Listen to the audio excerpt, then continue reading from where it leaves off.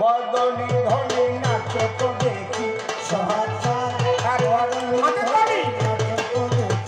সোহাগ চাঁদ বদনী ধনী নাচ তো দেখি সোহাগ চাঁদ বদনী ধনী নাচ তো দেখি ধনী নাচ তো দেখি ধনী নাচ তো দেখি ধনী নাচ তো দেখি সোহাগ চাঁদ বদনী ধনী নাচ তো দেখি সোহাগ চাঁদ বদনী ধনী নাচ তো দেখি।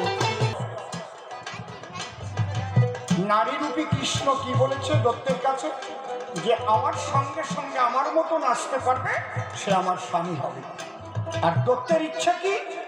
আমি ওর মতো নাচবো, ওকে আমি স্ত্রী করে আমার কাছে নিয়ে যাব।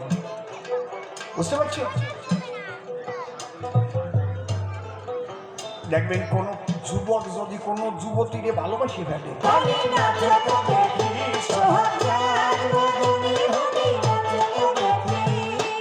নৃত্যের অনেক মুদ্রা আছে, তো ওটা তো আমি পারবো না। যারা খুব ভালো নাচতে পারে তারা পারে।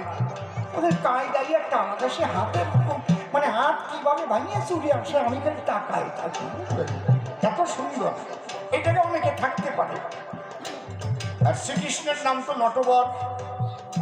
হ্যাঁ হ্যাঁ, যার নাচায় নাচে জগৎভর। যখন নিজে কৃষ্ণ কোটি দেশে হাত দিয়ে নাচছে, আর ওই দত্ত এখানে হাত দিয়ে নাচতেছে। কারণ উদ্দেশ্য কি? ঠিক ওর মতো নাচবে, মেয়েটাকে বউ করে নিয়ে ঘরে যাবে। নাচিতে নাচিতে আমার কৃষ্ণ জগন্নাথ অমনি অমনি নিজের মুখে দিল নিজের হাত।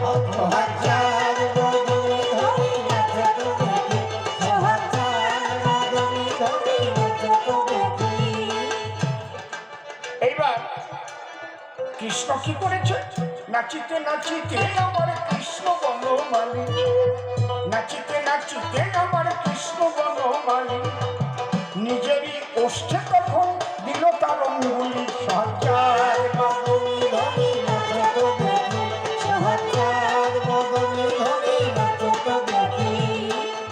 নাচার মুদ্রা আছে না, আঙুল দিয়ে নাচে, কি কায়দা করে। আর দত্ত নাচতেছে, দত্তের তো তাল নাই, ও বেতালে দিচ্ছে ঘুরতে। তাল পাবে বলে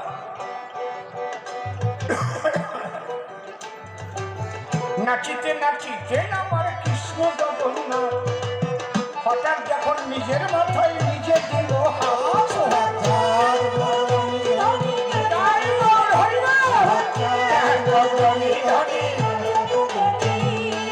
তাহা দেখি দত্ত তখন কি কর্ম করল, নিজের মাথায় নিজে দত্ত হাতে সোহাইল।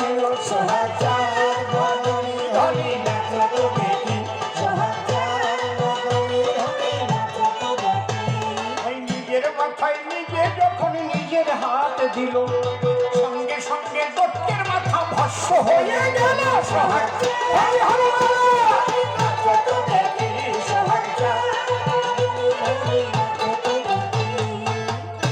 শিব দিয়ে পরে কৃষ্ণের পায়ে, ঠাকুর বাঁচাই আমায়। দত্ত তো মরে পড়ে আছে ওই জায়গায়। কৃষ্ণ করে মানার জীবনেও অযোগ্য জায়গায় যেন এই শক্তি দেবা না। সব মানুষ মনে রাখবা, তার অযোগ্য জায়গায় শক্তি দিলে মানুষ তখন মরে জ্বলি, কেউ কিন্তু পাবা না রেহাই। হরি বল। আচ্ছা, এই ঘটনাতে কি বুঝলেন? আমি শিষ্য মারিছি না শিষ্য আমারে মারতে আইছে? কোনটা আপনারা কোন কথা কন? আমি কি শিষ্য মারিছি না শিষ্য আমারে মারবার জন্য আসছে? কোনটা ঠিক?